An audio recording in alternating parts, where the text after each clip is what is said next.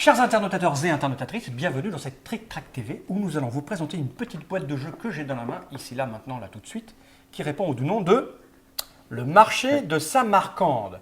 Et pour nous présenter cette petite boîte et ce petit jeu d'enchères, j'ai ici, là, tout de suite, là, présent, l'irrésistible, le joyeux, l'incomparable Alain, qui est l'éditeur de cette petite boîte. Tout à fait. Il va nous expliquer ses règles. Et pour entamer cette partie, nous avons une invitée spéciale, venue tout droit du nord de la France, exprès pour cette Trick Track TV. Exactement. Et pour nous apporter du gâteau qu'on a mangé tout à l'heure, notre ami Damien, qui est un internautateur, qui pour une fois est actif à la table avec nous. Exactement. C'est presque une émission en public, on va dire. Presque. Presque. Il manque plus Il manque qu'un public. un public, mais ils sont là-bas. Donc, merci Damien d'avoir fait le de déplacement pour ça, sachant surtout que tu n'es pas payé. Hein. Non. Voilà. Et nous allons immédiatement écouter comment fonctionne ce petit jeu. Donc, c'est un jeu signé Bruno Fricou. Voilà. Son nom est là, en gros. C'est son premier jeu. C'est son premier jeu. L'éditeur Croque-Nidouille, Voilà. toi.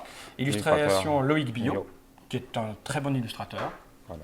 C'est un jeu pour, allons-y, 3 à 5 joueurs. 3-5 joueurs. 30 minutes. 8 ans et 8 plus. ans et plus. 8 ans si, pour ceux qui savent déjà pas mal jouer, enfin, qui ont l'habitude de jouer à des jeux de société. D'accord. Donc, allons-y, je pose cette boîte par devers moi, là, Voilà. sur le côté, délicatement, l'air de rien, tout en vous regardant, parce que j'arrive à faire deux choses à la fois, regardez. Il faudrait mettre une petite table, là, que je puisse... J'ai pas l'air ridicule en me couchant comme ça à chaque fois. Et nous t'écoutons, Donc, Alain. comme expliqué sur la boîte, on est des marchands venus de pays très lointains vendre nos marchandises sur le marché de Samarcande. Donc, chaque joueur vend un type de marchandise. Donc, il y en a un qui va vendre des épices, un autre qui vendra des tapis, C'est moi. Ah, toi, tu vends des tapis. là-bas, Moi, j'en ai tapis.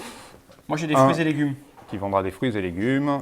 Il y aura un autre qui vendra des vêtements en soie, et le dernier qui vend des bijoux. Des bijoux. Mais c'est des cartes, elles ont toutes elles ont des valeurs différentes, Différentes. mais on a tous le même nombre de voilà. cartes avec le même nombre de Voilà, valeurs, c'est ça? chacun a 10 cartes avec les mêmes valeurs sur les cartes.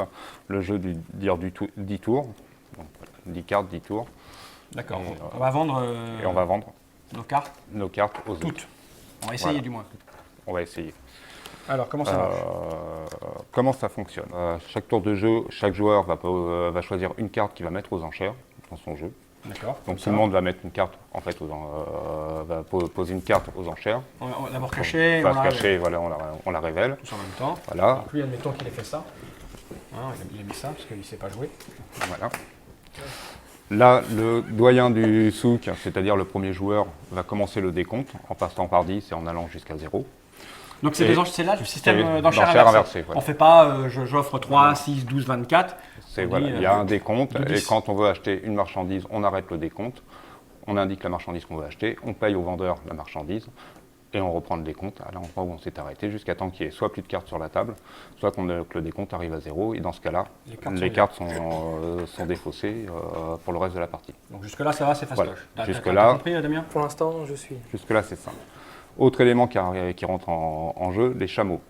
Effectivement, comme Les dans fameux. dans tout fameux marché orientaux, il y a toujours des chameaux quelque part.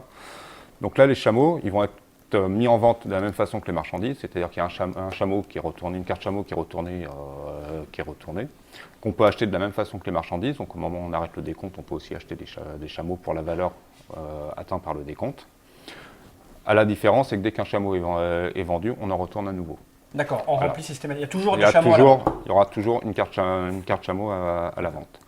Les chameaux vont nous permettre, en fin de partie, de décompter nos cartes. C'est-à-dire qu'il va falloir, en fin de partie, avoir autant de cartes que la valeur totale des chameaux qu'on a. Écoutez bien cette phrase, Autant les amis de internautateurs. Autant de cartes que la valeur totale des chameaux qu'on aura achetés. Voilà. Et non pas, je ne le dirai pas, ça va induire l'erreur.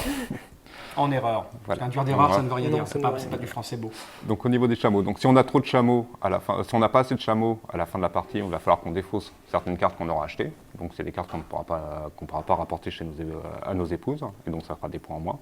Si à l'inverse on a trop de chameaux, on va avoir des emplacements libres sur nos chameaux et ça va nous coûter des points négatifs. Et parce que Voilà. traverser Ok. à vide, c'est Pas bien. C'est pas bien, ça, parce qu'un chameau, il faut le nourrir, Faut le charger. faut l'entretenir, voilà, donc c'est des frais supplémentaires, donc ça coûte des points négatifs. Ça coûte, chaque emplacement libre sur les chameaux coûtera 2 points négatifs à la fin de la partie. Oui, c'est violent. C'est violent. Donc il faut essayer d'avoir à peu près la même somme de cartes, chameaux que les cartes Ah, qu'on aura en main. Bien clairement, là, ce chameau, il y a marqué 3. C'est donc qu'il va pouvoir Il va transporter transporter 3 trois cartes, cartes. peu importe Porte leur un valeur. valeur. Hein. Voilà. Voilà. Peu importe leur Voilà. valeur. Et non D'accord. pas la valeur des cartes. Voilà. Parce que là, on pourrait croire, moi, ce que j'avais compris au début, c'est que là, en fait, j'avais 9, j'avais 14. Et qu'il me fallait 14 points de. Non, je crois que j'ai pris le chameau dedans. Ah, je suis comme ça, ça revient même, c'est 14.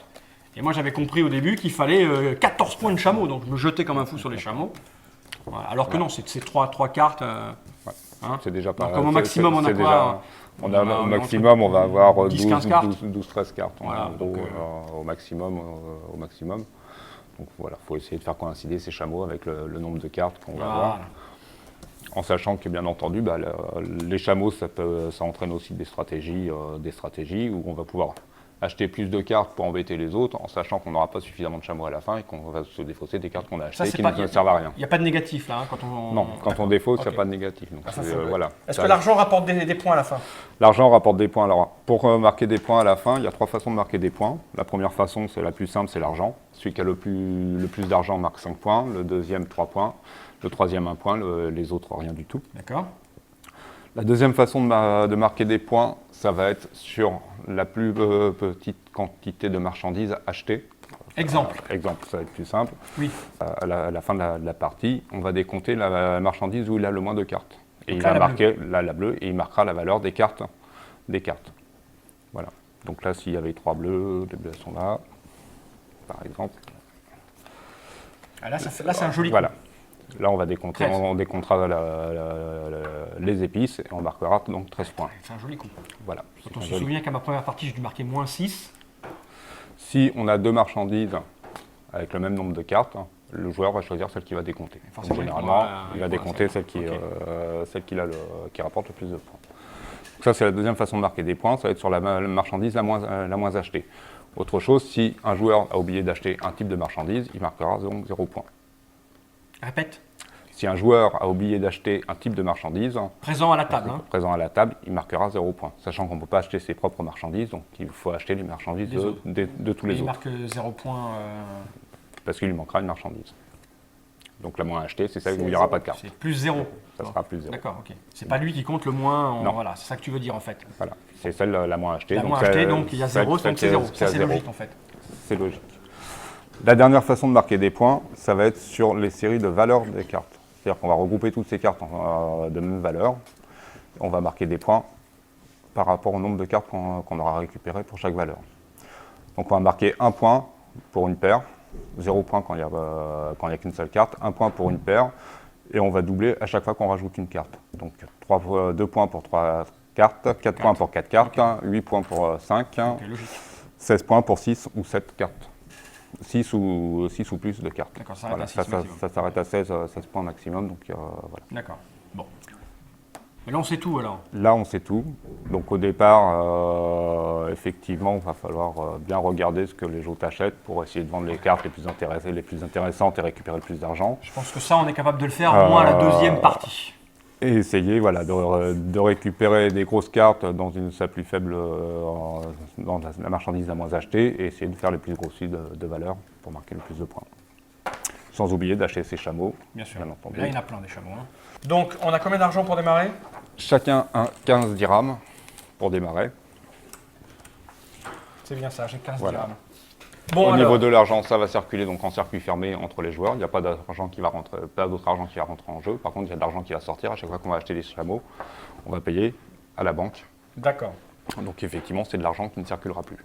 Ah oui, donc il n'y a pas BZF en circulation au départ. Hein. Là, Voilà. il y a 60 là. Euh, Non, tu m'as dit 15, on a 15 chacun. 15 chacun. Donc, Par il y a contre, 60. si on J'en ai joue 4. si on joue à 3, Bon, attends, trois. on va...